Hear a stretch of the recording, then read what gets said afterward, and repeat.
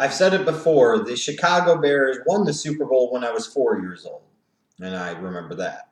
The Chicago Bears made it back to the Super Bowl when I was 25 years old, and they lost that time, and I most certainly remember that. I really don't have any desire to wait until I'm 46 years old to see the Chicago Bears make another Super Bowl.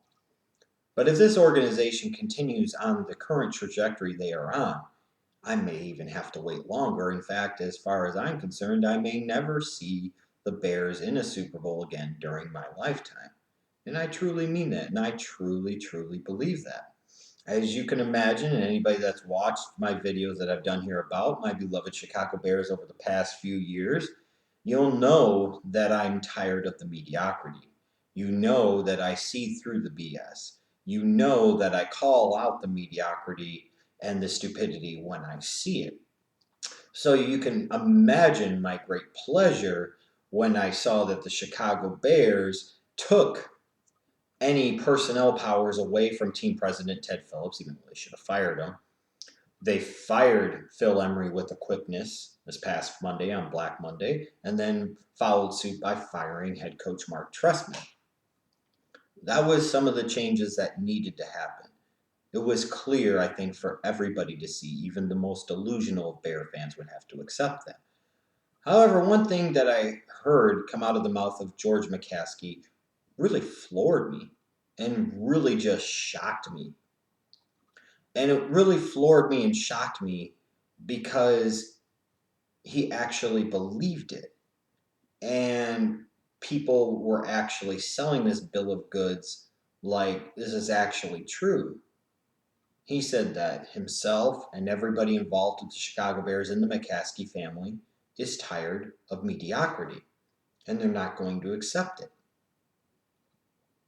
Yeah, you could imagine how floored and surprised and shocked and stunned I was to hear that. Because as a Bears fan of 30 years, my entire lifetime seeing this organization run by the McCaskey family, I have this very simple question to ask. The Chicago Bears are tired of mediocrity? Since when? Throughout the majority of my life as a Bears fan, this organization has lived, eat, slept, breathed, shit, repeated mediocrity. Just look at some of the decisions they've made over the past decade plus. They hire somebody like a Mark Hatley to be the general manager, and things don't go well, and he's ultimately shown the door. So the Chicago Bears, instead of finding a real qualified general manager with previous general manager experience that has a proven track record of building a winner, the Bears instead decide, the McCaskey family instead decides, Ted Phillips instead decides that the best way to find their next general manager is basically to use a fucking headhunting service, which came up with Jerry freaking Angelo. Which during his regime, during his time, we saw a lot of bad drafting. So, of course, it was so bad that the Chicago Bears decided to give him 11 fucking years. 11 years! 3 playoff appearances in 11 years. 4, in 11 years. More seasons out of the playoffs than in the playoffs. It seemed like you were perfectly okay with the 11 years of mediocrity that Jerry Angelo in large part provided you. It most certainly seems like you were very pleased and accepting of the mediocrity of the organization over the years because you still allow Ted Phillips to have a fucking job. Here's what I've never understood about this asshat. You can sit there and say a team president is about more than just the football operation. Fine, I'll grant you that. But the one claim to fame that this guy has, the one thing that seems to have given this asshole a lifetime job with the organization in that position is the half-ass stadium deal he got done for the renovated Soldier Field that didn't include a retractable roof because, oh my God, this is the Bears, and Bears fans won't like this, and that's not Bears football. Well, ding-dong, dumb dicks. Bears football has primarily been losing football during my fucking lifetime. I don't give a shit if you play on the damn moon in a freaking damn biodome, for Christ's sakes. That doesn't matter at the end of the day. What does matter is winning championships. That is the fucking priority.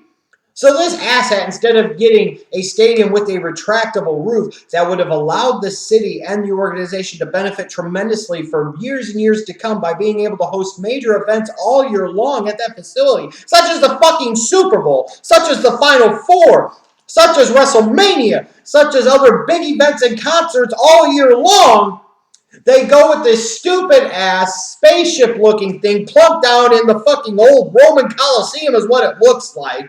They can only use it for 3 of the 4 seasons of the damn year, basically, for anything other than football.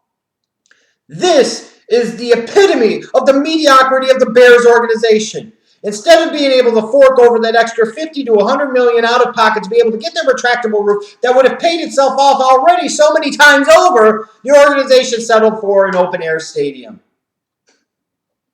And yet Ted Phillips still has a job.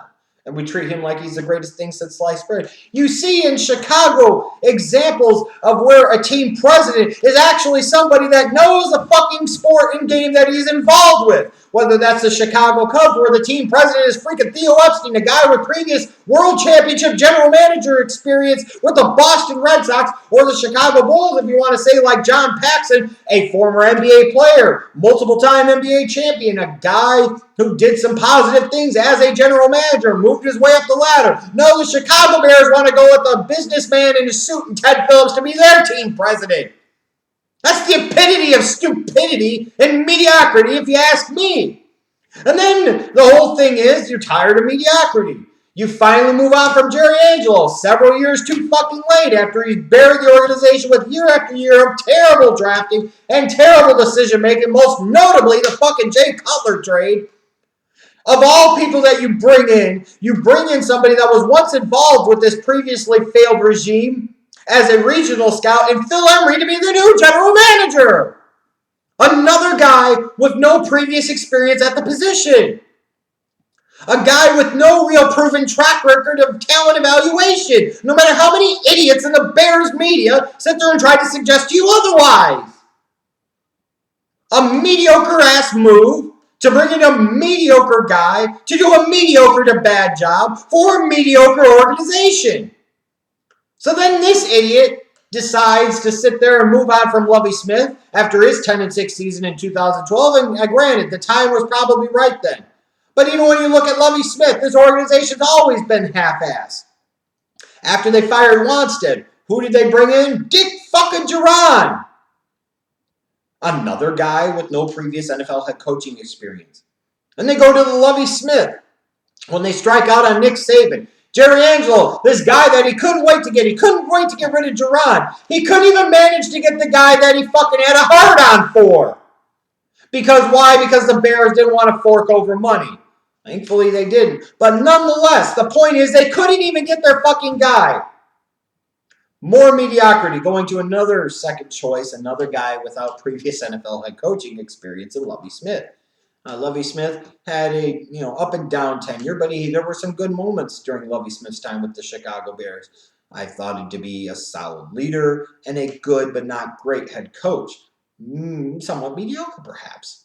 So the Bears decide to get rid of him. Finally, after all these years of having defensive-minded head coaches that really didn't get the job done, the organization wisely decides, hey, we need to build up the offense, so let's go find an offensive-minded head coach. So instead of sitting there and going after a Bruce Arians, who had some head coaching experience when he led the Colts to the playoffs in 2012, instead of sitting there and bringing in a guy like that who did some good things with Andrew Luck and before that did some really good things in Pittsburgh with Big Ben Roethlisberger, the Chicago Bears and Phil Emery and Ted Phillips decide to the CFL we go, to a guy that hasn't coached in the league in any capacity in almost a fucking decade. And the only head coaching experience he has is in the Canadian fucking Football League and Mark Trestman. And after 2 years, the guy flamed out. Yet this organization is tired of mediocrity. And then when we look at the current situation, some of the names I'm seeing bantied about, I'm seeing candidates from teams that have losing records. I'm seeing candidates that were once involved with the organization in the personnel department, in the scouting department. Why would you bring anybody in as a consideration that has been part of the problem of the past? That is the epitome of stupidity and total ass mediocrity, if you ask me. And then sitting there and talking about head coaches. Well, we're finally going to sit there and maybe pursue somebody that has some previous NFL head coaching experience. This represents the epitome of the mediocrity of the Chicago Bears. They have never, to the best of my knowledge, ever hired a head coach with any previous NFL head coaching experience. Why? Because this is a way that they could save money. Instead of bringing in a real qualified football man as a general manager that would command a real qualified football general manager salary, they could go find somebody else's scouting director or somebody else's regional scout. They can find somebody else's vice president of player personnel, bring him in because you could pay him less. Instead of bringing in a real quality head coach with a pedigree, with a reputation, with a respect level, with performance proven of the past, you could go the cheap route by bringing in somebody else's mediocre-ass offensive and defensive coordinator. That's the Chicago Bears. This is an organization that has given 6 fucking years to Jay Cutler. They made damn well give him a 7th one in 2015. So you have to excuse the fuck out of me if I sit there and tell George McCaskey he's full of shit. The Chicago Bears are tired of mediocrity since when? You motherfuckers are the epitome of it. And I don't see that changing any damn time soon.